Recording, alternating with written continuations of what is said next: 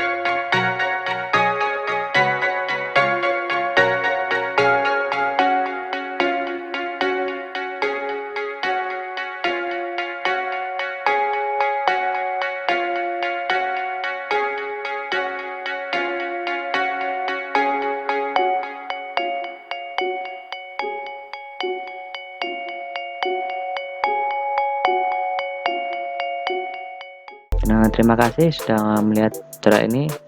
Semoga bermanfaat. Jangan lupa like, share, dan subscribe bila Anda suka dengan video ini.